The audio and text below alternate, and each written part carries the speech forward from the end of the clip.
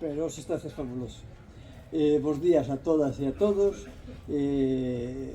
delegado do Estado na Zona Franca, delegada territorial da Xunta de Galicia en Vigo, Ángel Rivas en representación do alcalde do Concello de Vigo e a vicepresidenta da Deputación de Pontevedra, diputada do Parlamento, Juan Picos, patrón honorífico da Fundación, e, bueno, os demais representantes de distintas entidades, moitas gracias por acompañarnos en este acto tan importante para nós. O noso agradecemento á Comunidade Montes de Beade, porque unha vez máis non só nos trae aquí a esta maravillosa instalación que temos aquí, senón que están os directivos da Comunidade de Montes pois traballando, preparando a comida, e a verdade é que é un placer vir aquí e poder contar con eles. Gracias de novo. Fai 30 anos, o 20 de xullo de 96, botaba a andar a Mancomunidade de Montes de Vigo con 12 comunidades. Por certo, unha das que estaba na constitución da Mancomunidade está sin actividade, que é a Comunidade de Montes de Sárdoma, e que queremos, é unha das loitas que queremos recuperar agora coa Fundación, que é buscar xente en Sárdoma que poida retomar a Comunidade de Montes e poñela a funcionar de novo, porque é unha verdadeira pena. Actualmente estamos 14 entidades constituindo a Mancomunidade de Montes. Estamos Beade, Cabral, Candeán, Castrelos, Comesaña, Coruso, Lavadores, Matamá, Ollas, Allans, Teis, Valladares e Samáns, xunto coa entidade local menor de Embride, que forma parte tamén da Mancomunidade do Comercio. Por iso, antes de falar do presente e futuro, os queremos mirar cara atrás con respeto e gratitude a esta xente que me precedeu e que fixeron ese primer traballo tan necesario. A máis foron personas que con poucos medios e moitas dificultades puseron en marcha a recuperación dos montes que foran expropiados durante a dictadura. Durante estas 3 décadas, a Mancomunidade e as 14 comunidades de montes fixeron un enorme esforzo por poñer este patrimonio ao servicio das parroquias e da cidade. Consolidáronse parques forestais, miradoiros, áreas recreativas, espacios socioculturais, áreas etnoarqueolóxicas e unha ampla rede de sendeiros. Moitos vigueses e viguesas descubriron nestes montes un lugar para camiñar, descansar, respirar, aprender, celebrar ou simplemente estar. Este traballo resposta á concepción do final do século pasado, o que lle chamábamos o modelo Arca, inicialmente, e ten asignado recursos segundo aquela época claramente insuficientes en estes momentos. Agora, avanzando o século XXI, require un novo pulo, require unha nova gobernanza, tal e como quedou manifesto nas conclusións do proxecto no proxecto Montes de Vigo 2046, Montes de Cidades en Valor, feito en colaboración coa Universidade de Vigo e financiado pola Fundación Biodiversidade. Os Montes de Vigo representan máis do 16% da superficie do termo municipal, que xunto coa ría é unha parte esencial da cidade. Non hai cidade no mundo con ría e monte tan próximos. E, en términos actuais, podemos decirlo con toda claridade, os montes veciñais de Vigo son unha gran infraestructura verde periurbana e refugio climático ao servicio dunha cidade de 300.000 habitantes.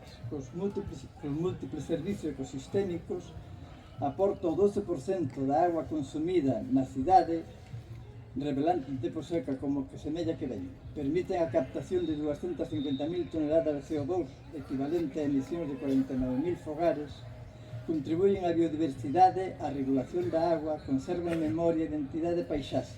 En definitiva, lémbranos que Vigo non remata no asfalto, senón que se estende polo gran cinto verde que vai dende Sallans hasta Teix. Pero este patrimonio está moi ameazado. Os incendios forestais siguen sendo unha ameaza real. En outubro do 17 vivimos unha experiencia durísima, con alrededor dun terzo dos montes de Vigo gravemente afectados por o lume. Aquilo ensinounos que o monte periurbano non pode ser tratado como un espazo secundario.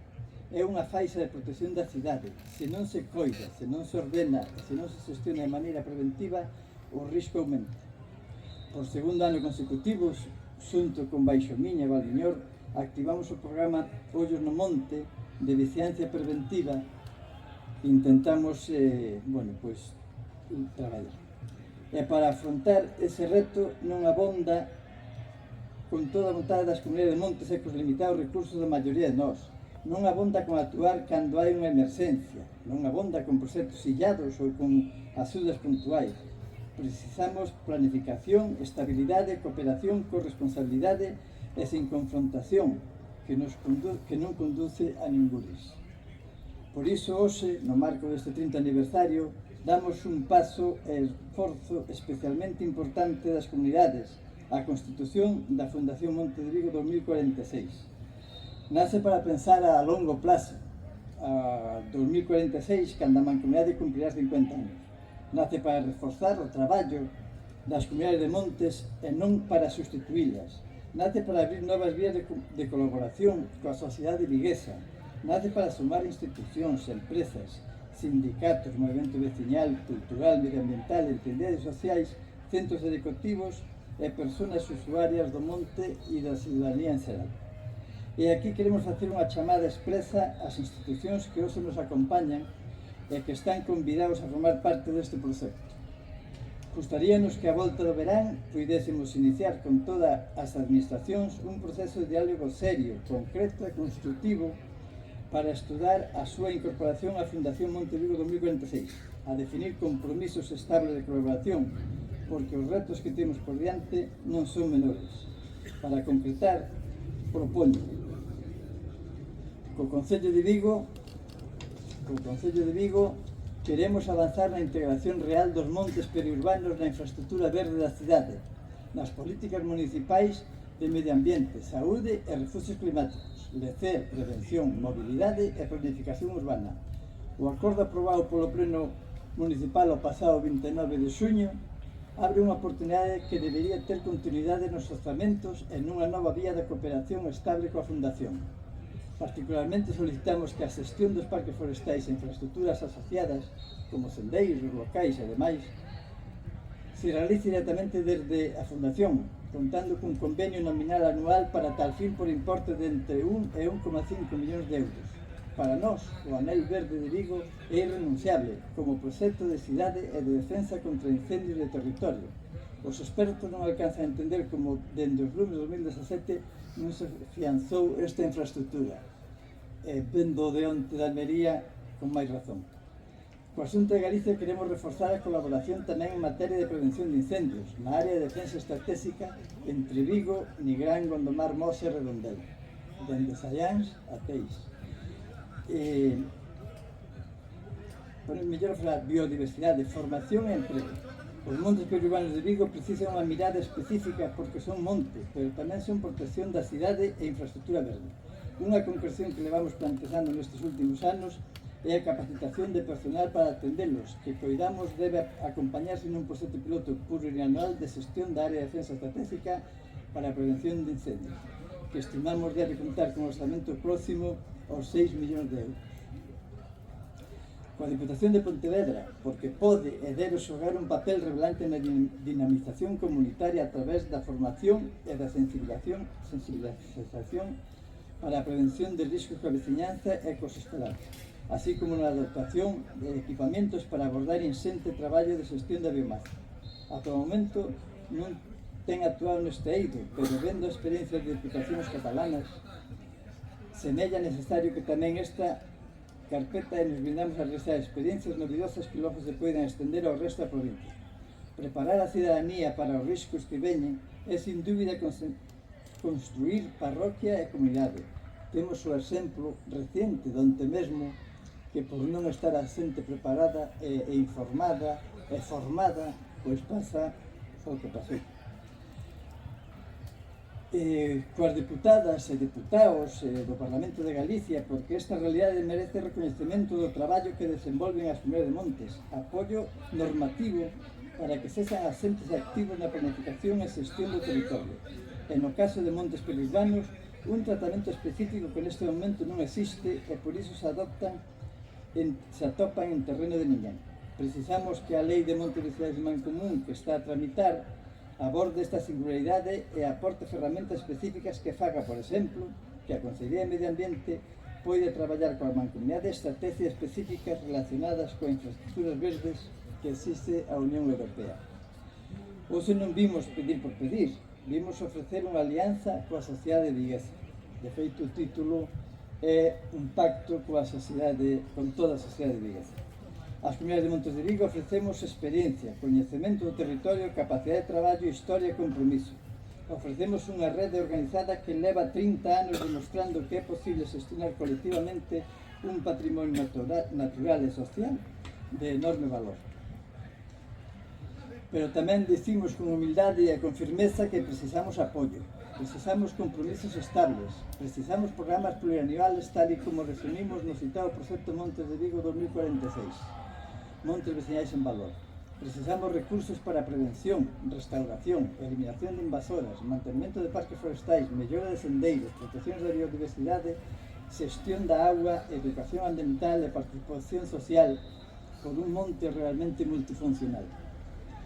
Porque coidar os montes pequenos de Vigo non é só responsabilidade das comunidades de montes, é unha responsabilidade compartida. Se os montes prestan servicio ao conxunto da cidade, o conxunto da cidade debe implicarse no seu futuro. Por iso falamos dun pacto con toda a sociedade viguesa. Un pacto social para que a cidadanía coñeza mellor que son os montes veciñais, quen os cuida e que responsabilidade temos todos e todas cando o usamos. Un pacto comunitario para que as parroquias e as comunidades de montes sigan sendo protagonistas da xestión e do seu territorio. É un pacto institucional para que as administracións públicas poñan as súas competencias, recursos e capacidades ao servicio dun modelo estable de protección, valorización e xestión sostible dos montes periurbanos. Hoxe celebramos 30 anos, pero non queremos quedar na nostalgia. A memoria é necesaria, mas ten que servir para o futuro. A xeración que recuperou os montes, esta xeración que recuperou os montes, deixounos un legado inmenso. A nosa xeración ten agora a obriga de coidalo, actualizalo e transmitilo mellor ás xeracións que veñen detrás. Queremos que as nosas netas e netos que hoxe soben a estes parques forestais a xogar poidan sentirse orgullosos dentro de 20 anos dos montes que recibiron. Queremos que entendan que a natureza non é un decorado, senón unha parte central da vida. Queremos que saiban que vivir dignamente nun contexto de cambio climático dependerá tamén da nosa capacidade para coidar os espazos comuns. Por iso, neste 30 aniversario, lembramos os pioneiros, recoñecemos o traballo feito e abrimos unha nova etapa, recibimos un legado. Agora tócanos deixar outro, fagámoslo xuntos, comunidade de montes, administracións públicas, entidades sociais, empresas e cidadanía. Porque os Montes de Vigo son un gran proxecto de cidade. Disfrutémolo, coidémolo e construyamos desde hoxe ese necesario pacto con toda a sociedade viguesa. A primeira compra que vai executar a Fundación vai ser un todoterreno. Un todoterreno que llevamos a comprar a comunidade de Montes de Samáns. E ese todoterreno é o que vamos a usar como símbolo do proxecto con toda a sociedade viguesa. Que decir, en ese todoterreno que vai ser aberto a todo o mundo, para que poida todo o mundo que queira botar unha man o faga, vai estar en marcha a partir de hoxe e invitamos a todo o mundo a subirse a ele, colaborar con nós e traballar con nós. Moitas gracias.